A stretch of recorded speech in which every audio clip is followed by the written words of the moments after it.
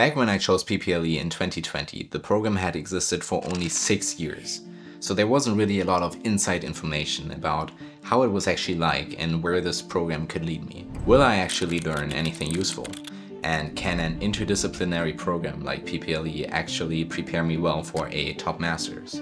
Now, 4 years later, PPLE connected me with incredible people, challenged me academically, and opened doors that I never expected.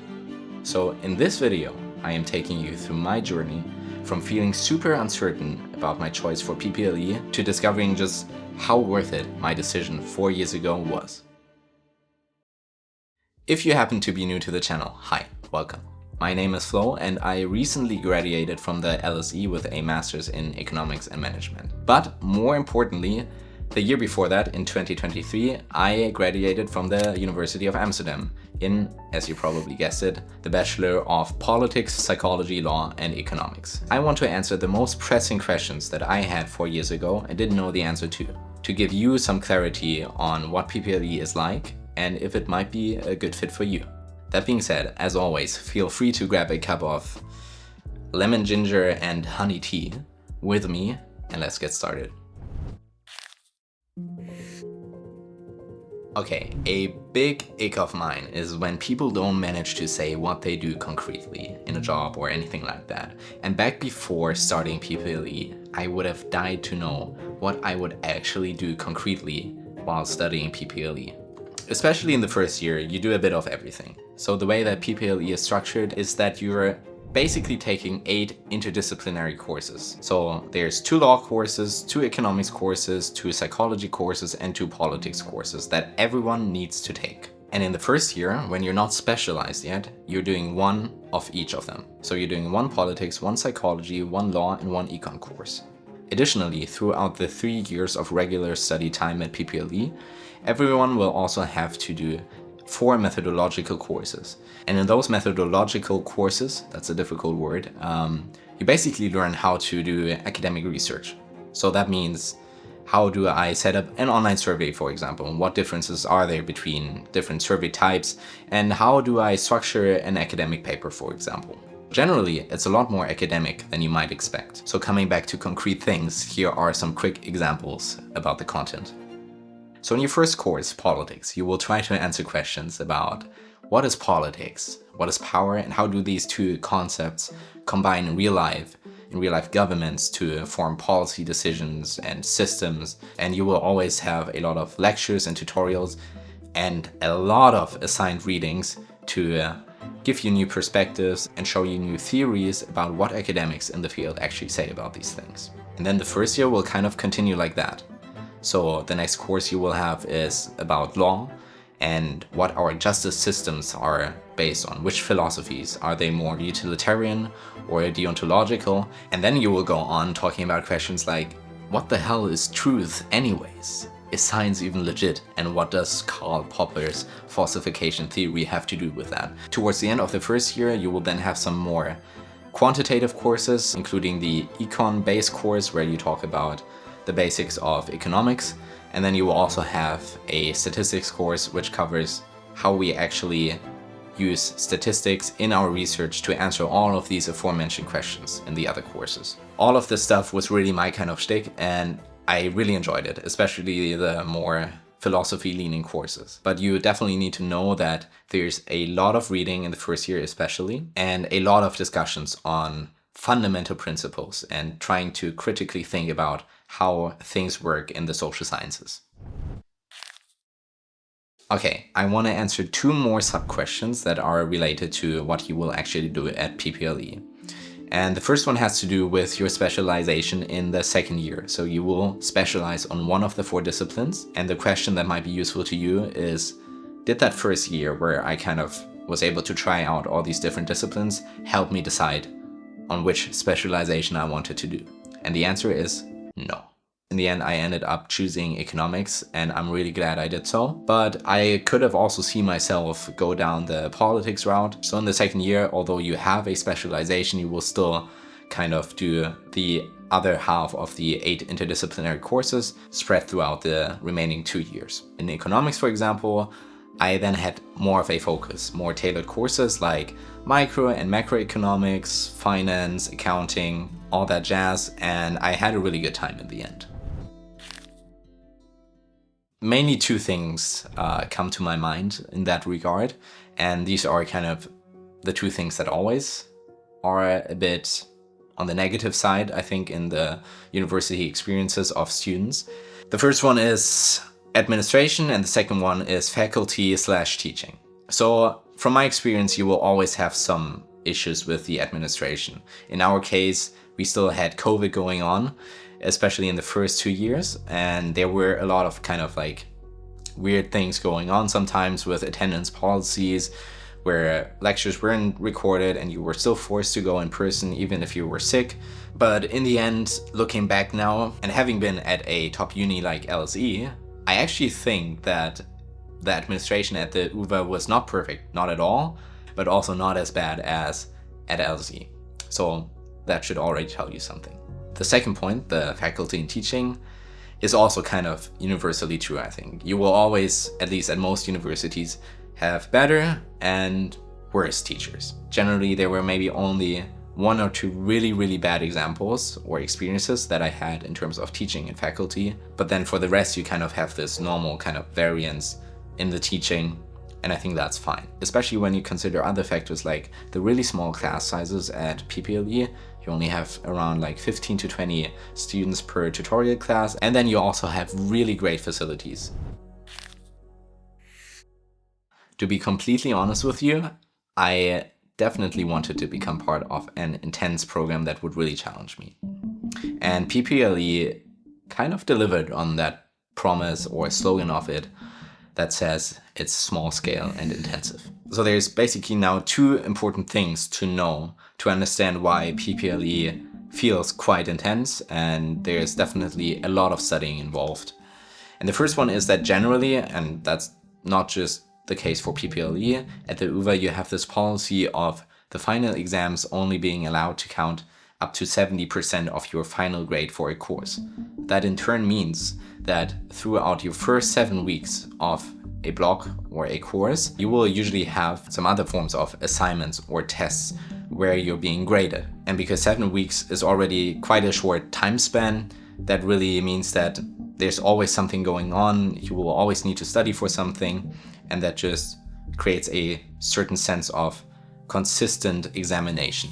The second important aspect is that while this examination rule is the same across all programs at the UvA, the courses at PPLE actually differ from courses you will take in other programs. So for example, in my third year, I took an elective called Strategic Management, and that was not hosted within PPLE, but by the Faculty of Economics and Business. So we had only half the contact hours compared to what we had at PPLE. Yet the elective counted for the same amount of ECTS credits, the normal 6 credits you get for a course. But it explains also why PPLE can be regarded as much more intense compared to other programs, because you actually have double the amount of content in a week.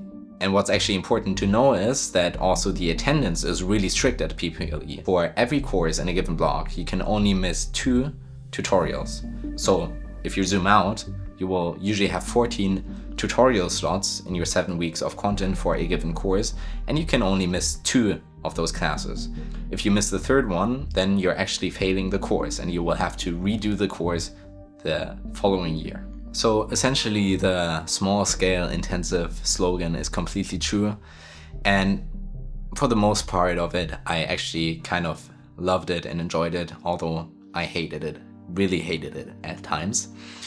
And I think the biggest takeaway I have is that it really made me learn a lot. For example, thinking back to my accounting course, once I did my specialization, in that course we had assignments every single week for the whole block, where we had to read a scientific paper on a given topic within the accounting discipline, and then review that paper, critique it, and submit the assignment. And then in class, in the tutorials, we would actually have a designated presentation group that would have to do a presentation summarizing the main points of that paper and critiquing it, and then leading a class discussion in which your participation would also be graded. So you can see how this really sucked ass while we had to do it. It was really annoying, but in the end, it just improved our scientific legibility, our general skills, soft skills, discussion skills, argumentation skills, and knowledge on the discipline so much that I think this was really a great kind of way to have us learn the content. And this steep learning curve was also facilitated by another factor, the classmates.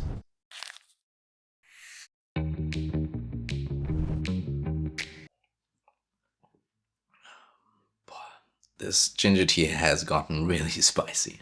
Okay, jokes aside, it is really spicy though. First of all, PPLE is a bubble, and I'm not exaggerating here. Out of the 2,000 applicants, only 10% get admitted, so you end up with roughly 200 students. And that means everyone knows everyone. And this can be somewhat of a double-edged sword, because on the one hand, it's easy to get to know people, but on the other hand, there's also kind of a lot of little groups forming themselves, which is natural, I think. And what's more important is, in my opinion, the really international student body you have at PPLE and its advantages. So you have people from all over the world, like Brazil, Japan, the Philippines. We even have someone from Malta. Like, what the hell? And because of the low admissions rate and this kind of unique interdisciplinary structure that you don't really see that often, you also have a big selection effect, and you end up with a lot of really ambitious and intelligent people that also mostly really care about some sort of societal issue and have a deep passion. In turn, having a bunch of really smart people that are also really ambitious and passionate really levels up the level of discussions and interaction in class. Now, the best part of PPLE students generally being very engaged academically is that they are also really engaged outside of the classroom.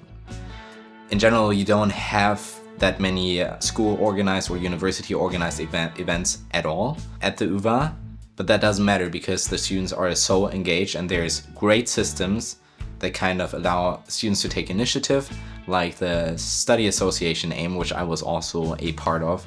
So you have that self-organizing student body kind of channeled through the AIM Study Association with lots of members. You can even join in your first year already. And great events are being organized, ranging from social events like a freshman weekend, where as a freshman you go on a trip to a secret location for a weekend to better get to know your cohort, have a lot of fun. Then you have a bunch of parties and borrels, which is kind of a weird Dutch tradition in a way, where you just sit down and have drinks. It's really cozy, or gezellig, as you would say though. So there's a bunch of stuff. You also have a ton of academic events and arts events and just many opportunities to really get together with your fellow classmates outside of the classroom and do things that you enjoy. So after all, even if PPLE can be really intense, the social life is really great. You can meet so many incredible people, and being able to connect with your classmates is also super important to actually deal with the intensive nature of the program, I think. I still remember this one exam.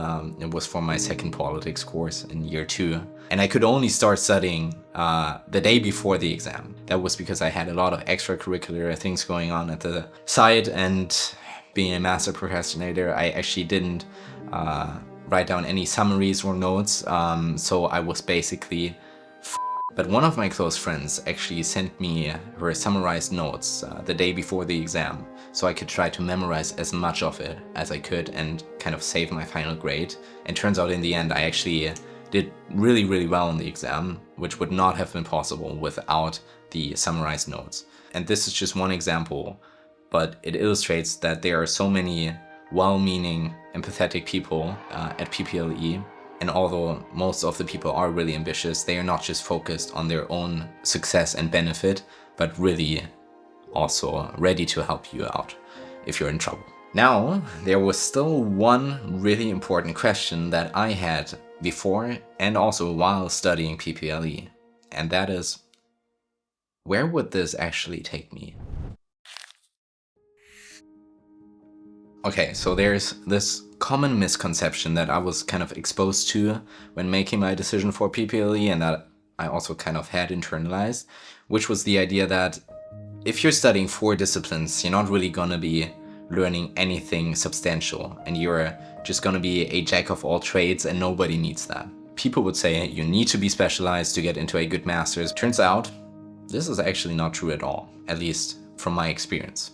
While specialization has its place, for sure, and is more important in some areas than in others. For example, if you want to do medicine or become a certified lawyer in a given country, then oftentimes you will just need to specialize quite early on. But if you know that you will meet your requirements, or if there aren't really any big requirements for a certain master's or a job that you want to pursue afterwards, then I would say that PPLE might actually be an advantage for you. And that is because there's lots of people that do more specialized programs like economics, business administration, just naming a couple of disciplines from my kind of area of expertise. But if you actually did PPLE, then you will stand out against these applicants automatically. What's most important now is that I actually have seen where people have gone after PPLE. And that to me is the biggest indicator for how well PPLE actually prepares you for your graduate studies and what is actually possible. So I have friends that went on to study programs at university like Oxford, Cambridge, Imperial College, HEC in Paris, Sciences Po. So you can see there's a broad range of options if you're really ambitious and kind of know where you want to go. The fact that PPLE is an interdisciplinary program will likely not hold you back. In fact, if you're smart about it, you can really use it as an advantage in your graduate applications.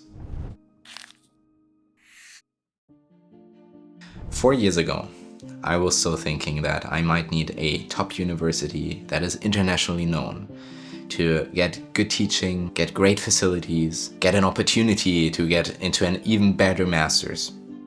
Now I know that this is not true, and that I can get the same things at a university like the University of Amsterdam in a program like PPLE. It might now seem to you like PPLE is perfect, but it's definitely not. There were actually quite some issues with, for example, the administration and teaching that were also probably a lot more salient to me while I was studying. And now I'm maybe just viewing everything retrospectively through pink rosy glasses. Do you say that in English? I don't know, but I guess you get my point. However, I strongly believe that there is no such thing as a perfect program.